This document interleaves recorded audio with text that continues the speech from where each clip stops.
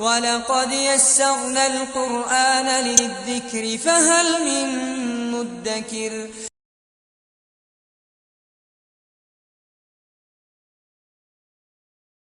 الحمدللہ رب العالمین والصلاة والسلام علی رسولہ الکریم وعلی آلہ واصحابہ اجمعین، اما بعد، فاعوذ باللہ من الشیطان الرجیم، بسم اللہ الرحمن الرحیم، رب اشرح لی صدری ویسر لی امری واحلل عقدۃ من لسانی یفقہوا قولی.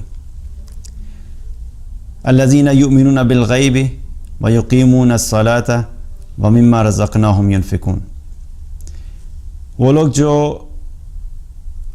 بالغیب پہ ایمان رکھتے ہیں، اندیکھے پہ ایمان رکھتے ہیں اور نماز قائم کرتے ہیں، اور جو رزق اللہ نے انہیں دیا اس رزق میں سے خرچ کرتے ہیں. سورہ بقرہ کی آیت نمبر 3. اس سے پہلے ہم لوگ جس آیت پہ بات کر چکے ہیں، ذالک الکتاب لا ریب فیہ ھدی للمتقین. اللہ تعالیٰ نے اس سے پہلے یہ تذکرہ کیا تھا کہ یہ جو کتاب ہے یہ اللہ کی کتاب ہے، یہ خاص کتاب ہے، اور اس کتاب میں کوئی شک کی گنجائش نہیں ہے، اور اس میں ہدایت ہے متقین کے لیے، تقوی والوں کے لیے. اب اللہ سبحانہ تعالیٰ نے اس آیت سے آگے ان تقوی والوں کی صفات کا ذکر کیا، یا یوں کہہ لیجئے کہ وہ شرائط جو کہ ہر انسان کو پوری کرنی ہے جو بھی چاہتا ہے کہ وہ تقوی والی کیٹیگری میں آ جائے، متقین کی کیٹیگری میں آ جائے. تو تقوی حاصل کرنے کے لیے جو پہلی شرط ہے وہ کیا ہے؟ الذین یؤمنون بالغیب. پہلی شرط کیا ہے کہ بالغیب پہ ایمان رکھنا، اندیکھے پہ ایمان رکھنا. ہر وہ چیز جس کا ذکر اللہ تعالیٰ نے قرآن میں کیا اور نبی صلی اللہ علیہ وسلم کے ذریعے سے ہم تک پہنچایا، جس کو ہم دیکھ نہیں سکتے، اس پہ ہمارا ایمان ہونا، یہ پہلی شرط ہے. اللہ تعالیٰ کو دیکھا نہیں لیکن اللہ پہ ایمان ہے ہمارا. اللہ کے رسولوں کو دیکھا نہیں لیکن ہمارا ایمان ہے کہ وہ اللہ کے رسول ہیں. اللہ کی جو پہلے کتابیں نازل ہوئی ہیں ان کتابوں پہ ہمارا ایمان ہے. فرشتوں کو ہم نے دیکھا نہیں لیکن فرشتوں پہ ہمارا ایمان ہے کہ فرشتے ہیں.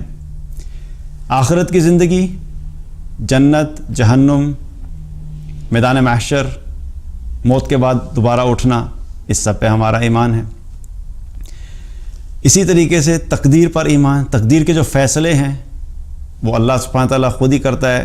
کئی چیزیں ایسی ہوتی ہیں جو ہمیں ظاہری طور پہ نظر آ رہی ہوتی ہیں لیکن حقیقت میں فیصلے پیچھے اللہ تعالیٰ تقدیر کے اعتبار سے مختلف چل رہے ہوتے ہیں، اس پہ بھی ہمارا ایمان ہے. تو یہ سب چیزیں کیا ہیں؟ یہ بالغیب ہے، جس کو ہم نے دیکھا نہیں. اور یہ ایک ایمان کا بڑا مشکل حصہ ہے. یہ بڑا مشکل حصہ ہے کیونکہ جو چیز انسان کو نظر آ رہی ہوتی ہے اس پہ ایمان لانا، اس پہ یقین کرنا وہ آسان ہوتا ہے. لیکن جو چیز نظر نہیں آ رہی، جو دیکھی ہی نہیں، جس کا کوئی کانسیپٹ ہی نہیں، جس کا کوئی انسان کے ذہن میں امیج ہی نہیں ہے، تو اس پہ ایمان لانا مشکل ہوتا ہے. لیکن اللہ تعالیٰ نے ایمان کی تو متقی لوگوں کی جو صفات میں سب سے پہلے کس کا ذکر کیا کہ تمہیں جب تک تمہارا بالغیب پہ ایمان مضبوط نہیں ہے تو باقی ساری چیزیں تمہارے لیے کرنا مشکل ہو جائیں گی. کیونکہ انسان کو جو بھی نیکی کرنے کی طرف جو چیز رغبت دلاتی ہے اس کی کچھ وجوہات ہوتی ہیں. کوئی وجہ ہوتی ہے انسان نیکی کرتا ہے. کچھ لوگوں کے لیے نیکی کرنے کی وجہ یہ بنتی ہے کہ وہ اللہ سے محبت کرتے ہیں، لیکن اللہ سے محبت اسی وقت ہوگی نا جب اللہ کے بارے میں علم ہوگا اور اللہ پہ ایمان ہوگا. تو یہ کیا ہے؟ ایمان بالغیب سے کا حصہ ہے. کچھ لوگ اس لیے نیکی کرتے ہیں کہ ان کو اللہ کا خوف ہوتا ہے. اللہ کے خوف کے لیے بھی کیا ہے؟ اللہ پہ ایمان ہونا ضروری ہے. اور اللہ پہ ایمان ہونے کا مطلب کیا ہے؟ ایمان بالغیب. کچھ لوگ اس لیے عمل کرتے ہیں کہ انہیں جنت کا شوق ہوتا ہے. وہ جنت کی نعمتوں کو سوچتے ہیں، ان کو حاصل کرنے کے لیے، ان کو انجوائے کرنے کے لیے وہ اعمال کرتے ہیں کہ کسی طریقے سے ہم جنت میں چلے جائیں. تو یہ نیکی بھی جو وہ کر رہا ہے اس کا شوق جنت کی وجہ سے ہو رہا ہے. تو جنت پہ ایمان کیا ہے؟ ایمان بالغیب. کچھ لوگ اس لیے نیکی کرتے ہیں جو جہنم سے بچنا چاہتے ہیں، جہنم سے ڈرتے ہیں، جہنم کی آگ سے ڈرتے ہیں، جہنم کے عذاب سے ڈرتے ہیں، اور وہ اپنے آپ کو بچانا چاہتے ہیں اور کوشش کرتے ہیں کہ ہم ہر گناہ سے بچیں اور ہر نیک عمل کریں تاکہ ہم لوگ کسی طریقے سے جہنم سے بچ جائیں. تو یہ نیکی بھی کیوں ہو رہی ہے؟ کیونکہ بالغیب پہ ایمان ہے. جہنم کو دیکھا نہیں لیکن اس پہ ایمان ہے. تو یہ جتنی بھی چیزیں ہیں بالغیب سے تعلق رکھتی ہیں. جتنا انسان کا ایمان اور یقین ان چیزوں پہ مکمل ہوتا ہے، جتنا مضبوط ہوتا ہے، اتنا ہی انسان کے لیے اپنی زندگی میں تقوی حاصل کرنا آسان ہو جاتا ہے۔ حضرت علی رضی اللہ عنہ فرمایا کرتے تھے کہ جنت اور جہنم کو بغیر دیکھے میرا ایمان اتنا مضبوط ہے کہ اگر میں جنت اور جہنم کو دیکھ بھی لوں تو میرے ایمان میں ذرہ برابر بھی اضافہ نہیں ہوگا، کیونکہ جو کانسیپٹ صحابہ کے ذہنوں میں قرآن پڑھ کے اور رسول اللہ صلی اللہ علیہ وسلم کی احادیث کو سن کے اور آپ صلی اللہ علیہ وسلم کی صحبت میں رہ کے جو ایمان ان کا مضبوط ہوا تھا بالغیب پہ، تو ان کے لیے بغیر دیکھے ان کا ایمان اتنا مضبوط تھا، اور ان کا ایمان چونکہ اتنا مضبوط تھا اسی وجہ سے انہوں نے اپنی زندگیاں اس طریقے سے گزاری کہ اللہ سبحانہ تعالیٰ نے ان کے لیے کہا کہ رضی اللہ عنہم ورضوا عنہ، اللہ ان سے راضی ہو گیا اور وہ اللہ سے راضی ہو گئے۔ تو ایمان بالغیب پہلی شرط ہے، اور یہ مشکل اس لیے ہے کہ چونکہ نظر نہیں آتا۔ رسول اللہ صلی اللہ علیہ وسلم جب دین کی دعوت کا کام کر رہے تھے تو مختلف اوقات میں مختلف موقعوں میں مختلف آیات نازل ہو رہی تھیں اور اللہ کی طرف سے مختلف احکامات ہو رہے تھے، اور اللہ سبحانہ تعالیٰ کی طرف سے بہت ساری ایسی چیزیں ہو رہی تھیں جن کا تعلق رسول اللہ صلی اللہ علیہ وسلم کے معجزات سے بھی ہے۔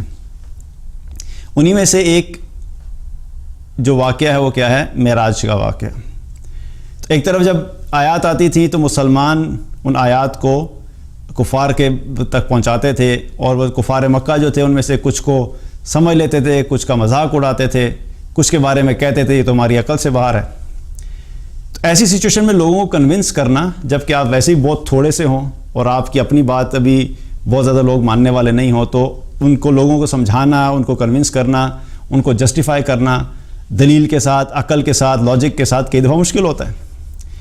اور اسی سچویشن میں کیا ہوا؟ واقعہ معراج ہو گیا۔ رسول اللہ صلی اللہ علیہ وسلم معراج پہ گئے، اور وہ پورا واقعہ جو آپ صلی اللہ علیہ وسلم بیت المقدس کے وہاں سے پھر آسمانوں پہ گئے، آسمانوں سے واپس آئے، وہ سارا جو کچھ اللہ تعالیٰ نے رسول اللہ صلی اللہ علیہ وسلم کو آسمانوں پہ دکھایا، تو واپس آنے کے بعد جب اس واقعے کا ذکر آپ صلی اللہ علیہ وسلم نے لوگوں سے کیا تو کچھ لوگ ابو بکر رضی اللہ عنہ کے پاس آئے اور آ کے کہنے لگے کہ آپ سن رہے ہیں کہ آپ کے دوست نے کیا بات کی ہے؟ وہ یہ کہتے ہیں کہ میں ایک ہی رات میں بیت المقدس گیا، وہاں سے میں پورے آسمانوں پہ گیا، اور آسمانوں میں میں نے یہ سب کچھ دیکھا، اور دیکھنے کے بعد واپس آیا، اور یہ سارا کچھ جو ہوا وہ ایک رات میں ہوا۔ تو ابو بکر رضی اللہ عنہ نے کہا کہ کیا یہ محمد صلی اللہ علیہ وسلم نے یہ کہا ہے؟ تو لوگوں نے کہا ہاں بالکل انہوں نے یہ کہا ہے۔ انہوں نے کہا اگر انہوں نے یہ کہا ہے تو میں اس چیز کی تصدیق کرتا ہوں کہ بالکل سچ کہا ہے۔ اب یہ چیز اس وقت عقل سے کسی کو سمجھانا امپاسبل تھا، کیونکہ اس وقت کوئی جہاز تو تھے نہیں، ایروپلینس تھے نہیں، جیٹ پلینس تھے نہیں کہ انسان کہ اتنا لمبا سفر جو ہے وہ کسی ایک ملک سے دوسرے ملک تک یا ایک کانٹیننٹ سے دوسرے کانٹیننٹ تک ایک رات میں یہ سفر طے ہو سکتا ہے۔ آج تو ود ان کنٹریز ہم ایک رات میں سفر طے کر سکتے ہیں نا، ٹھیک ہے، آسمانوں کا سفر تو آج بھی انسان نہیں کر سکتا، لیکن کم از کم ایک ملک سے دوسرے ملک کا سفر اگر ہم کہیں کہ میں رات کو میں نے فلائٹ لی رات کے شروع کے حصے میں اور میں فلاں ملک گیا اور وہاں پہ میں نے جو کام تھا کرنے کے بعد اگلی فلائٹ لے کے واپس آ گیا، تو آج کے دور میں یہ چیز لاجیکلی پھر بھی سمجھانا آسان ہے۔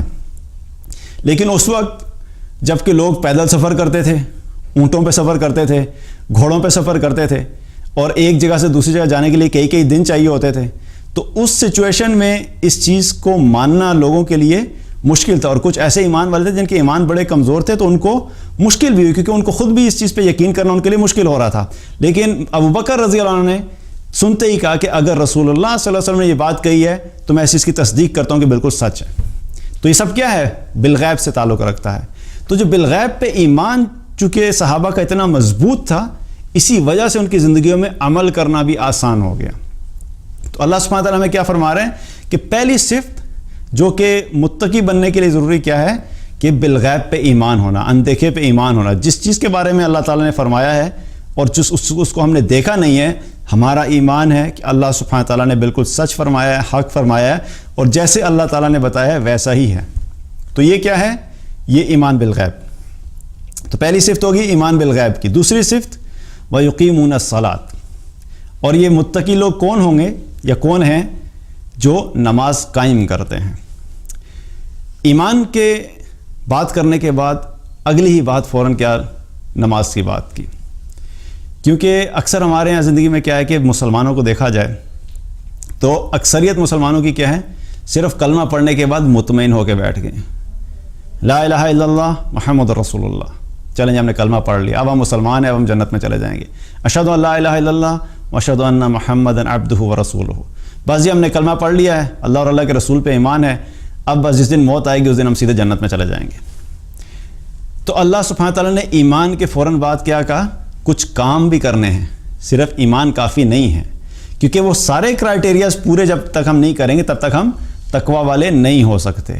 اس کی اگزامپل ایسے ہی ہے کہ کوئی کہے کہ میں تمہارے لیے گاڑی لے کے آتا ہوں، تو جب گاڑی کو لے کے آئے گا تو گاڑی میں کیا ہوگا؟ اس میں گاڑی میں ٹائرز بھی ہوتے ہیں، اس کی باڈی بھی ہوتی ہے، اس کا انجن بھی ہوتا ہے، اس کے اندر سیٹس بھی ہوتی ہیں۔ تو کوئی شخص تھوڑی دیر کے بعد آئے اور ایک ٹائر ہاتھ میں اٹھایا ہوا ہو اور آ کے آپ کے دروازے پہ رکھ دے، یہ لو بھائی گاڑی، تو کیا ہوگا؟ آپ مسکرائیں گے، ہنسیں گے نا کہ گاڑی کدھر ہے، تو ٹائر ہے۔ انہوں نے کہا نہیں، یہ ٹائر بھی گاڑی کا ہی تو حصہ ہوتا ہے، لیکن آپ ٹائر کو گاڑی تو نہیں کہیں گے کیونکہ گاڑی ایک پوری چیز ہے۔ اسی طریقے سے ایمان بھی جو ہے وہ تقوی کا ایک حصہ ہے، ایمان بالغیب بھی جو تقوی کا ایک حصہ ہے، لیکن صرف ایمان بالغیب، صرف کلمہ پڑھ لینا، صرف اللہ پہ ایمان لے آنا، صرف ان چیزوں پہ ایمان رکھنا یہ کافی نہیں ہے، بلکہ تقوی کے لیے باقی چیزیں بھی کرنی ہیں۔ اگلی چیز اللہ تعالیٰ نے کیا فرمائی؟ وَيُقِيمُونَ الصَّلَاةَ، نماز قائم کرتے ہیں، جو ایمان لے آتے ہیں ان چیزوں پہ وہ پھر نماز بھی قائم کرتے ہیں۔ اور یہاں پر اللہ سبحانہ تعالیٰ نے نماز پڑھنے کا ذکر نہیں کیا کہ وہ نماز پڑھتے ہیں یا نماز ادا کرتے ہیں، بلکہ کیا ہے؟ نماز قائم کرتے ہیں۔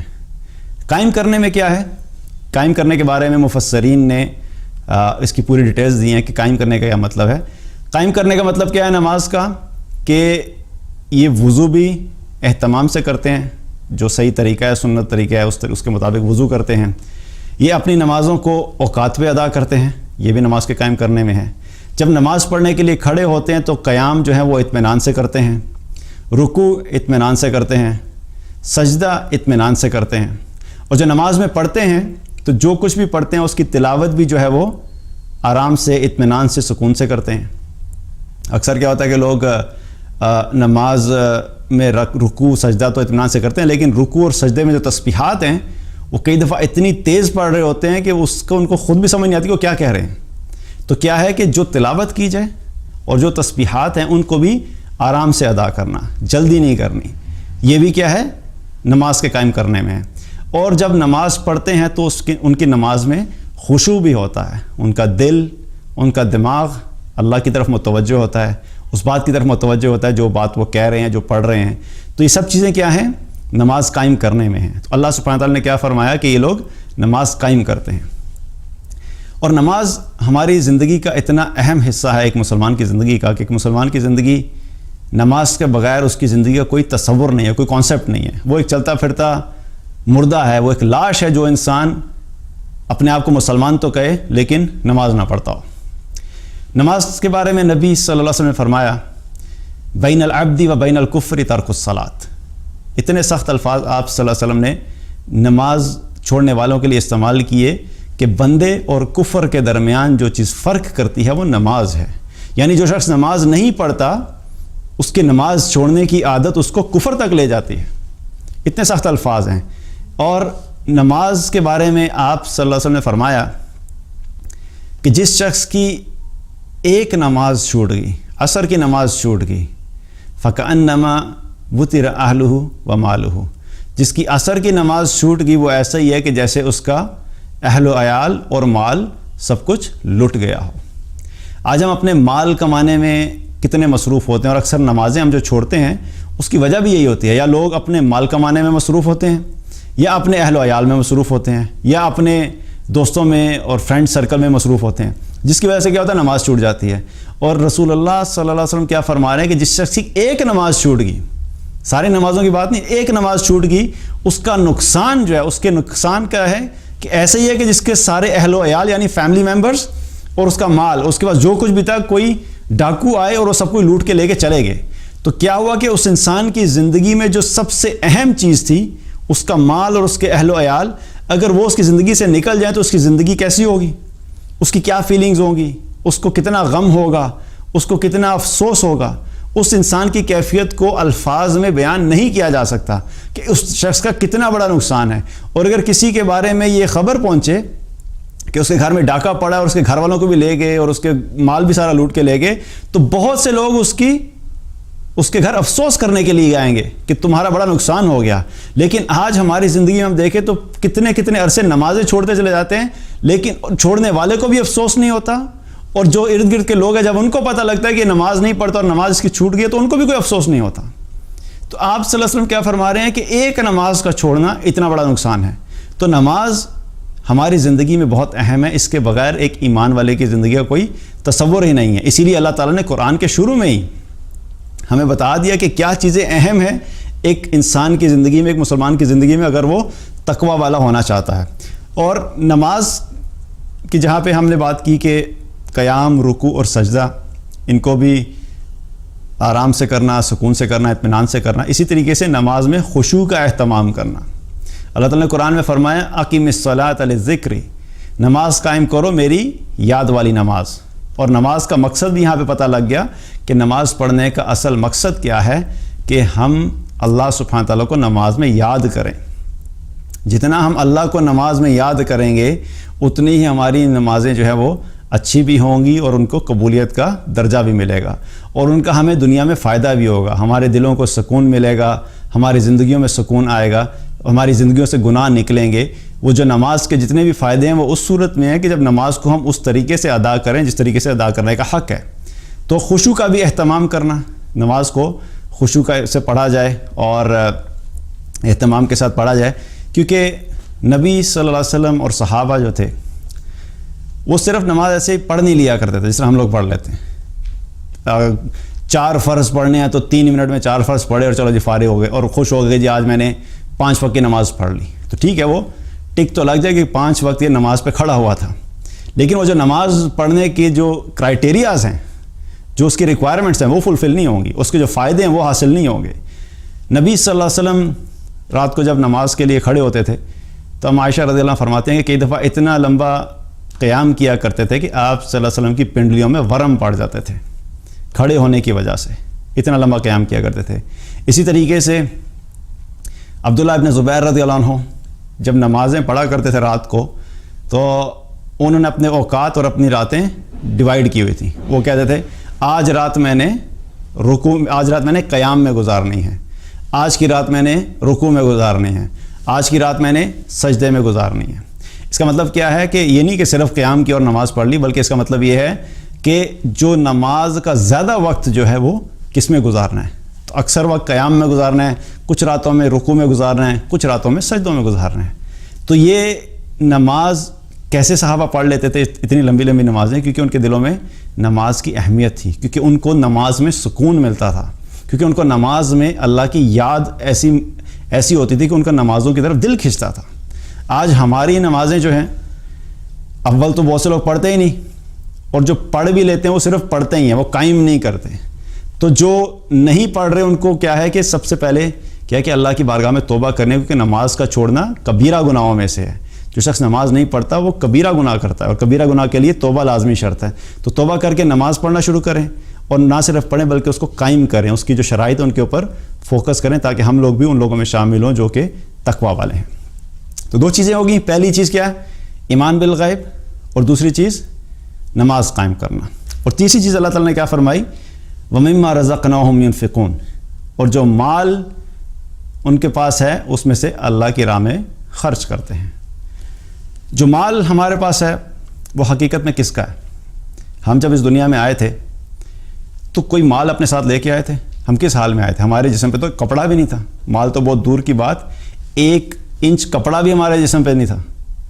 سب کچھ آنے کے بعد دنیا میں کیا ہوا؟ اللہ تعالیٰ نے ہمیں دیا, اللہ تعالیٰ نے ہمیں مال دیا. ہم یہ سمجھتے ہیں کہ ہم نے محنت کی, ہم نے کوشش کی, میں نے MBA کیا, میں نے میڈیکل کیا, میں ڈاکٹر بنا, میں انجینئر بنا, میں نے 16 ایئرز 18 ایئرز 20 ایئرز کی ایجوکیشن حاصل کی ہے, اور میں نے دن رات محنت کی ہے, تو اس کی وجہ سے مجھے مال مل رہا ہے. تو مال جو ہے ہمیں اپنی محنت کی وجہ سے نہیں مل رہا. اللہ سبحانہ تعالیٰ کیا فرمایا کہ جو مال ہم نے ان کو دیا اللہ کی طرف سے یہ مال ہے, یہ مال ہمارا اپنا کمایا ہوا نہیں ہے. ٹھیک ہے, ہم نے اسباب اختیار کیے, ہم نے ذرائع اختیار کیے, ہم نے کوشش کی, محنت کی, لیکن اس کے باوجود حکم اللہ کی طرف سے ہے. جب تک اللہ کا حکم نہیں ہوگا میں نے کس شخص کو کتنا مال دینا ہے, تب تک مال ہماری زندگی میں یا رزق ہماری زندگی میں آ نہیں سکتا. تو اللہ تعالیٰ نے ایمان والوں کی, تقوی والوں کی کیا صفت بیان کی کہ یہ اللہ کی راہ میں خرچ کرتے ہیں. اب خرچ کرنے سے کیا مراد ہے؟ جن لوگوں پہ جن لوگوں کو اللہ تعالیٰ نے مال اتنا دیا ہے کہ ان کے مال کے اوپر زکوٰۃ فرض بند ہوتی ہے، تو ان کے لیے کیا ہے کہ وہ اپنے مال میں سے زکوٰۃ ادا کرتے ہیں۔ زکوٰۃ کے بارے میں بھی بہت سے لوگ غفلت کرتے ہیں، کوتاہی کرتے ہیں، اور زکوٰۃ نہ ادا کرنا یہ بھی کبیرہ گناہوں میں سے ہے۔ صحیح بخاری کی روایت ہے جس کا مفہوم ہے نبی صلی اللہ علیہ وسلم نے فرمایا کہ جو لوگ اپنے مالوں کی زکوٰۃ ادا نہیں کرتے، اپنی سونا چاندی کی زکوٰۃ ادا نہیں کرتے، تو قیامت والے دن اللہ تعالیٰ ان کے مال کو اکٹھا کرے گا، ان کے سونا چاندی کو اکٹھا کر کے پگھلایا جائے گا، اور پگھلانے کے بعد اس کو گرم کر کے ان کے چہروں پہ، ان کے پہلوؤں پہ اور ان کی پشت پہ اس سے داغا جائے گا، اور جو ہی وہ ٹھنڈا ہوگا تو پھر اس کو دوبارہ گرم کر کے پھر لگایا جائے گا، اور یہ قیامت کے دن پورے 50,000 سال کا جو دن ہوگا یہ عمل ہوتا رہے گا جب تک کہ لوگوں کا جنت اور جہنم میں جانے کا فیصلہ نہیں ہو جاتا۔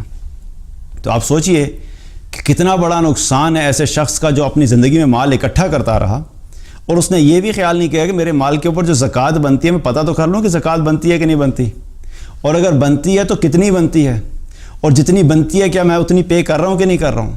اور کئی لوگ ہوتے ہیں جو زکوٰۃ صرف بس اندازے سے لگا کے دے دیتے ہیں، اس طرح زکوٰۃ نہیں ہے، بلکہ زکوٰۃ ادا کرنے کے لیے کیا ہے کہ اس کو پورے طریقے سے کیلکولیٹ کرنا اور میک شور کرنا کہ ایگزیکٹلی جتنی بنتی ہے اتنی دی جائے، بلکہ کوشش کی جائے کہ اس سے تھوڑی زیادہ دے دی جائے تاکہ کوئی کمی نہ رہے۔ تو جو ایمان والے ہیں، جو اس چیز پہ یقین رکھتے ہیں کہ جو مال اللہ نے دیا ہے حقیقت میں مال اللہ کا ہے، اس میں سے سب سے پہلے وہ چیز کیا ہے کہ جو ان کے اوپر فرض ہے اللہ کی راہ میں خرچ کرنا، اس پہ خرچ کرتے ہیں۔ اسی طریقے سے اپنے اہل و عیال پہ خرچ کرنا، یہ بھی ہمارے فرائض میں سے ہے۔ جو مال اللہ نے ہمیں دیا وہ صرف اپنی ذات کے لیے نہیں دیا، بلکہ ہمارے جو اہل و عیال ہیں ان پہ بھی خرچ کرنا ہے۔ کئی لوگ ایسے ہوتے ہیں جو اپنے مال میں اتنا بخل کرتے ہیں کہ وہ اپنی ذات پہ تو خرچ کرتے ہیں، اچھا ایک کیٹیگری ہے جو نہ اپنے پہ خرچ کرتے ہیں اور نہ اپنے گھر والوں پہ خرچ کرتے ہیں، یہ تو بالکل ہی بدترین قسم کے بخیل ہو گئے۔ پھر اگلی بخیل کی کیٹیگری کیا ہے کہ جو اپنی ذات پہ تو بالکل صحیح خرچ کرتا ہے، اپنے معاملات بالکل ٹھیک چل رہے ہیں، لیکن اپنے گھر والوں پہ خرچ نہیں کرتا۔ جب گھر والوں کو دینے کی باری آتی ہے تو وہ بالکل ان کے اوپر کوئی مال خرچ نہیں کرتا۔ اور حقیقت میں کیا ہے کہ جو مال ہمارا ہے اس کو ہم نے اپنی ذات پہ بھی خرچ کرنا ہے اور اپنے گھر والوں پہ بھی خرچ کرنا ہے، کیونکہ گھر والوں پہ خرچ کرنا بھی ہمارے اوپر فرائض میں سے، ہمارے فرائض میں سے کہ ہم نے گھر والوں پہ خرچ کرنا ہے۔ تو یہ بھی اللہ کی راہ میں خرچ کرنا ہو گیا جو فرائض میں سے ہے۔ پھر اس کے علاوہ جو ہے ایمان والے وہ کیا کرتے ہیں، وہ اللہ کی راہ میں صدقے کے طور پہ بھی خرچ کرتے ہیں، جہاں پہ فرض نہیں ہے، اگر نہ دیا تو کوئی نقصان نہیں ہوگا، نہ دیا تو شاید اس کا کوئی گناہ نہیں ہوگا، لیکن اس کے باوجود اللہ کی راہ میں وہ دل کھول کے مال خرچ کرتے ہیں۔ اور یہ طرز عمل صحابہ کا طرز عمل تھا، وہ اللہ کی راہ میں خرچ کیا کرتے تھے، صرف فرض کے لیے نہیں بلکہ جہاں پہ بھی نفلی طور پہ بھی صدقات کی ضرورت پڑتی تھی وہ دل کھول کے خرچ کیا کرتے تھے۔ جب قرآن میں آیت آئی لن تنالوا البر حتى تنفقوا مما تحبون، کہ تم نیکی کو ہرگز نہیں پہنچ سکتے جب تک کہ تم اللہ کی راہ میں وہ چیزیں نہ خرچ کرو جو تمہیں محبوب ہیں، تمہاری محبوب ترین چیزیں۔ تو صحابہ فوراً رسول اللہ صلی اللہ علیہ وسلم کے پاس پہنچ گئے، اپنے جو محبوب چیزیں تھیں وہ لے کے پہنچ گئے۔ ابو طلحہ رضی اللہ عنہ کے پاس بہت سارے باغ تھے اور ان میں سے ایک باغ انہیں بہت محبوب تھا، وہ رسول اللہ صلی اللہ علیہ وسلم کے پاس آئے اور آ کے عرض کی یا رسول اللہ مجھے یہ باغ بہت محبوب ہے، میں اس باغ کو اللہ کی راہ میں صدقہ کرتا ہوں۔ تو آپ صلی اللہ علیہ وسلم نے فرمایا کہ تم اس باغ کو اپنے خاندان والوں میں جا کے تقسیم کر دو۔ اسی طریقے سے عمر رضی اللہ عنہ آپ صلی اللہ علیہ وسلم کی خدمت میں حاضر ہوئے اور آ کے عرض کی یا رسول اللہ صلی اللہ علیہ وسلم مجھے جو خیبر میں جو زمین ملی تھی وہ مجھے بڑی محبوب ہے، میں وہ زمین اللہ کی راہ میں صدقہ کرتا ہوں۔ تو آپ صلی اللہ علیہ وسلم نے فرمایا کہ عمر اس زمین کو اپنے پاس رکھ لو، لیکن اس زمین کا جو غلہ ہے اس کے اوپر جو بھی کھیتی ہے اس کو تم لوگوں میں تقسیم کر دو۔ تو صحابہ میں اللہ کی راہ میں خرچ کرنے کا ایک شوق تھا، کیونکہ حقیقت میں دیکھا جائے تو جو مال ہم آگے بھیج دیتے ہیں جو اللہ کے راستے میں خرچ ہو جاتا ہے، حقیقت میں ہمارا وہی مال جو ہے وہ محفوظ ہے، کیونکہ قیامت کے دن اللہ سبحانہ تعالیٰ وہ مال ہمیں بڑھا چڑھا کے ہمیں واپس کرے گا اور اس کا اجر ہمیں عطا فرمائے گا۔ جو مال یہاں پہ ہم چھوڑ کے چلے جائیں گے، جتنا بھی کمایا، جو بڑے بڑے بینک بیلنسز ہیں، بڑی بڑی پراپرٹیز ہیں، پوری دنیا میں گھر لوگ بناتے پھرتے ہیں کہ میرے فلاں کنٹری میں اتنے گھر ہو گئے، فلاں کنٹری میں اتنی پراپرٹی ہوگی، جس دن قبر میں جائیں گے یہ ساری پراپرٹی یہیں پہ رہ جائے گی، کیونکہ اللہ کی راہ میں اگر خرچ کی ہوتی وہ تو قیامت کے دن وہی پراپرٹی وہی مال کام آ جانا تھا، لیکن چونکہ چھوڑ کے چلے گئے تو اب دنیا سے بھی محروم اور آخرت سے بھی محروم۔ تو اصل مال کیا ہے؟ جو اللہ کی راہ میں خرچ کیا جائے. تو کیا کرنا ہے کہ متقی لوگوں کے لیے، تقوی والوں کے لیے اللہ سبحانہ تعالیٰ کیا فرما رہے ہیں کہ یہ وہ لوگ ہیں جو اللہ کی راہ میں خرچ کرتے ہیں. تو 3 صفات کا ذکر اللہ تعالیٰ نے کیا. الذین یؤمنون بالغیب، پہلی چیز کیا ہے؟ غیب پہ ایمان رکھتے ہیں. دوسری صفت ویقیمون الصلاۃ، نماز قائم کرتے ہیں. اور تیسری صفت کیا ہے؟ ومما رزقناہم ینفقون، اور جو رزق اللہ نے انہیں دیا اس میں سے اللہ کی راہ میں خرچ کرتے ہیں. تو یہ 3 صفات اگر ہمارے اندر ہیں تو ہم تقوی والوں کی لسٹ میں شامل ہوں گے. اللہ تعالیٰ سے دعا ہے کہ اللہ تعالیٰ ہم سب کو عمل کی توفیق عطا فرمائے. اللہ تعالیٰ ہم سب کو متقین میں شامل کرے، اور جو بھی تقوی کی ریکوائرمنٹس ہیں اللہ تعالیٰ ہمیں ان سب کو پورا کرنے کی توفیق عطا فرمائے. بارک اللہ علیہ ولکم. السلام علیکم ورحمۃ اللہ وبرکاتہ.